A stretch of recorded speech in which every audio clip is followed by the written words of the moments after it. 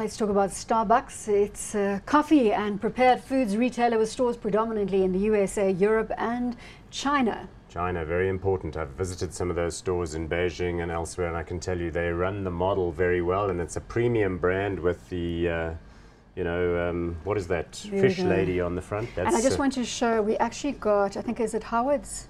Yes. Is it Howard Schultz? No, Howard Schultz, no, that's a different Howard, who was helping me pick up said coffees. Market cap, $84.3 billion. PE here of 29 and a dividend yield of 1.7%.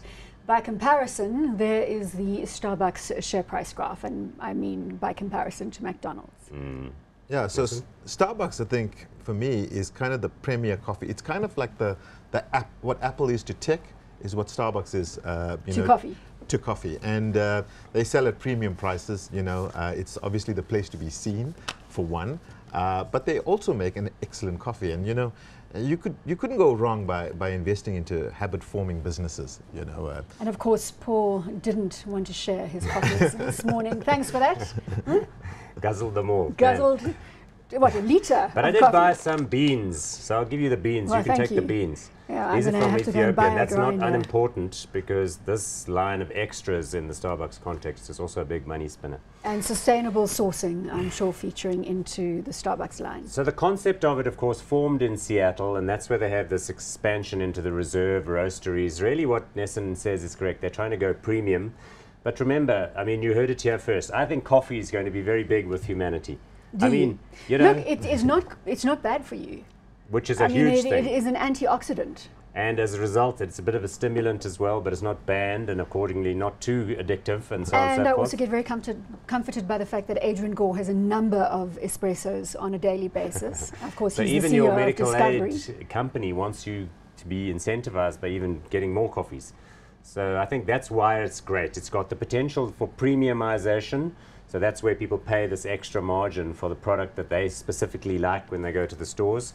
And it's going global. So, I mean, the number of stores in China is expanding fast. We're going to see here, even in South Africa, a big rollout. But the entry, yes, exactly. The entry point here in South Africa? Still fairly early. We'll talk about Taste Holdings in a bit. Oh, we're going to come back to Taste. Yeah. Oh, well, we're coming to Taste. We'll tack that on. But, I mean, in the US, the margins are fantastic and improving because they're all over the place, plus they're introducing mobile ordering. Yeah. Yes, and I mean, you'll be familiar with that. Yeah, so they call it order and pay online. They've struggled a little bit initially with the rollout. As you can imagine, it's pretty hard to deliver coffees to 100 people, if you only have a store infrastructure for 15 at a time. But it's an operational issue, and I think the big US companies are very good at addressing these operational issues, especially through the use of technology. So I think they'll overcome that. I think they still remain a premier brand.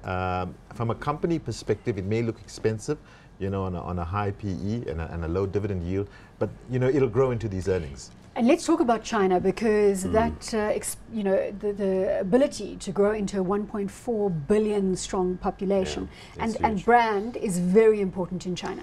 Look, they've currently got about 800 stores in China, and they're targeting having 5,000. So that gives you a sense of how they're going to go 800 to 5,000. They're going to go into all of those cities that you mentioned earlier, about million plus. And as I said earlier, they run the stores very well there, and it's a premium brand. So people want to be seen to be consuming this kind of global brand because it says something about them. So I think that's going to be huge, and they'll do the mobile ordering there too. You can already do it. So when you're in China, you use the Starbucks app and you tell the store in advance that you're on the way, then you pick it up through a slightly different delivery channel. You can imagine the margins of that. You really did do your groundwork when it comes to Starbucks in China. The mobile ordering is a big issue because that gets people through the stores a lot faster, as well as the little mini local area distribution stuff and so on. What a great model. Hot, not Nesan? Hot for me.